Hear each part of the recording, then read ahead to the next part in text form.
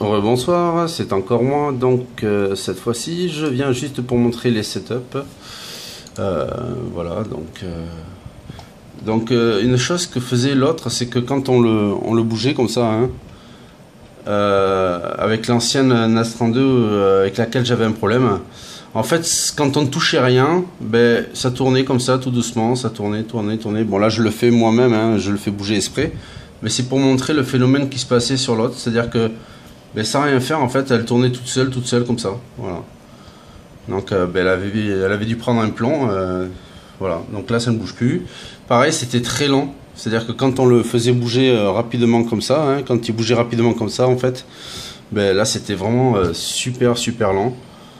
Donc voilà. Donc là, depuis, en achetant de changer, impeccable. Donc, qu'est-ce que on a comme configuration là, si quelqu'un peut m'expliquer, moi ce que je comprends pas, c'est Washed Motor, cette option là. Alors là, je n'ai aucune idée de ce que ça peut être. Aucune idée. Voilà, comme ça c'est fait. Le reste c'est du basique, hein. Je vous montre s'il y en a qui veulent. Voilà.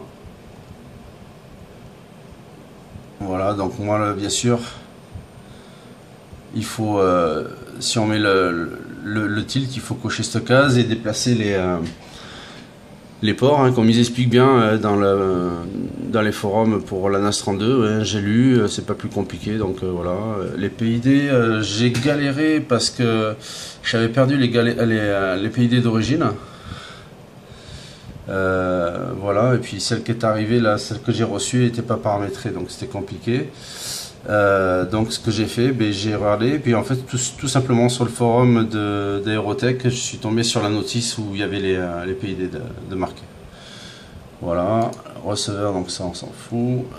Si le RC-RAT, je l'ai mis à 1.20.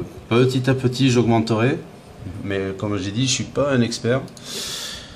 Voilà, donc là rien de particulier, hein, le classique. La seule différence, c'est que moi j'utilise les lunettes FastTrack avec le Head Tracker pour bouger la caméra donc, qui passe par l'auxiliaire 3. Donc j'ai rien coché sur l'auxiliaire 3 parce qu'il bouge.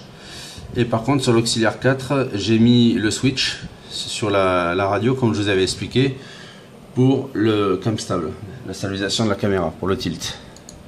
Voilà. Le réglage des cerveaux, j'ai vu qu'une personne m'avait demandé, donc en fait, il faut qu'elle faut cocher pitch, hein, en cochant pitch, save, normalement ça devrait tourner à l'endroit. Si jamais c'est pas le cas, qu'il essaye avec aux 3. Voilà. Normalement ça devrait marcher. Ne tenez pas compte de ces réglages là, très important pour le tilt. Surtout ne tenez pas compte des réglages que moi j'ai mis au milieu. Ce qu'il faut faire, vous démarrez le tilt, je vais vous montrer, vous démarrez votre tilt, vous enlevez celle que vous avez, alors désolé c'est un peu noir, il fait un peu sombre, c'est le soir, ah, ça va pas être évident, je suis désolé.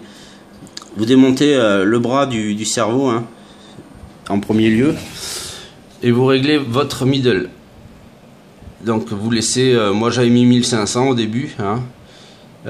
Vous laissez votre drone, enfin votre, comment dire, il faut que le speeder en fait soit sur une surface plate qui se mette droit, hein, parce que vous voyez quand il est éteint il n'est pas droit. Donc vous le branchez, vous le connectez à la batterie et le cerveau va se mettre droit. À partir du moment où le cerveau s'est mis droit, vous pouvez remettre, sans le fixer, hein, vous le mettez, vous l'emboîtez pour que le cerveau ait un point de repère. En fonction de ça, vous voyez si vous avez besoin de déplacer ou pas pour être à peu près droit comme ça. Et après, ce que vous faites, vous mettez une valeur très basse sur le minimum, une valeur très haute sur le maximum. Alors, vous pouvez mettre par exemple 800 et 1800 par exemple. Et après, avec le middle, vous cochez la case live que vous avez ici. Et ça va vous permettre, avec le middle, de choisir la position que vous voulez. Et donc par exemple vous allez descendre à 1000 et en fait quand vous allez descendre à 1000 vous allez le voir descendre petit à petit comme ça, d'accord. J'espère que je suis assez c'est pénible, c'est flou là, j'arrive pas, j'ai pas assez de lumière. Voilà. Donc, ça va descendre, descendre, descendre. Et quand vous voyez que vous arrivez juste à la limite de la butée, hop, vous prenez cette valeur que vous allez avoir, hein, qui sera donc, par exemple, on donne 990, comme pour moi. Et bien le 990, vous allez venir le mettre dans le minimum. Et après, vous faites pareil avec le maximum. Alors, ces valeurs sont inversées si jamais vous cochez la cage pitch, hein, parce que ça inverse les données. Hein. Et à ce moment-là, hop, vous allez faire l'inverse. C'est-à-dire que vous allez monter le middle à fond. Vous allez arriver par exemple, alors vous allez le voir avancer, avancer, avancer. Quand vous voyez qu'il vient en butée, avant d'être en butée, vous laissez une petite marge. Hein. Vous regardez ici.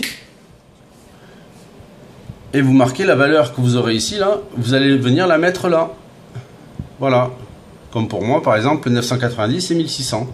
Et après, vous redescendez à la valeur que vous voulez, qui pour vous est le milieu. Donc, moi, c'est 1300, ça correspond à peu près ici. Hein. Et voilà, c'est tout ce qu'il y a à faire. Après, important, pour le sens.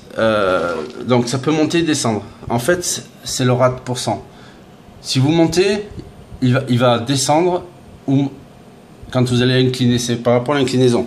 C'est-à-dire que vous avez le pitch, mais si jamais le pitch ne marche pas, essayez le rate. Ici, là. D'accord? Vous essayez cette valeur-là. Par exemple, si moi je mettais moins 70, quand je vais baisser, d'accord, que je vais lever le cul, au lieu de se lever comme ça, d'accord, il va se baisser. Voilà. Donc, si j'ai bien compris ce que me disait la personne sur le forum, c'est ce qui lui arrive. Donc, dans ce cas-là, c'est tout simple. Elle fait l'inverse. Elle met moins 70, et quand elle va baisser, il va lever. Ce qu'on recherche. Voilà. Et quand il va lever, il va baisser. D'accord? Donc, ce qui fait cette différence-là, quand on lève, ça baisse ou ça monte, c'est rate %. Ou vous êtes en positif ou en négatif. Voilà. Après, la valeur, c'est la rapidité. Alors, au-delà de 60, moi je suis monté jusqu'à 70. En dessous, on voit quand même jusqu'à, on va dire, 50, il y a quand même une grosse différence. C'est-à-dire que quand on lève, on voit qu'il met un temps, il a un temps de retard. Plus on monte, plus le temps est court. Après, j'ai pas trouvé de différence et les risques qu'il y a à dépasser. Mais à 70, je vois pas, même dans les lunettes, je vois pas de, comment dire, je vois pas de latence, rien. C'est vraiment quasiment instantané. Hein. Voilà. Donc pour ça, c'est bon. Après, qu'est-ce qu'on a? Le GPS, là, il n'est pas branché. Ça, il n'y a rien à faire. Ça non plus. Et le login, voilà. Voilà, mais c'est tout. C'était tout ce que j'avais à vous expliquer sur le... Voilà, c'était un petit tuto vite fait pour vous raconter l'histoire de mes ESC 16 ampères qui sont vraiment magiques et légers. Et du tilt, un mélange du tilt. Voilà. C'est génial. Allez, bonne journée.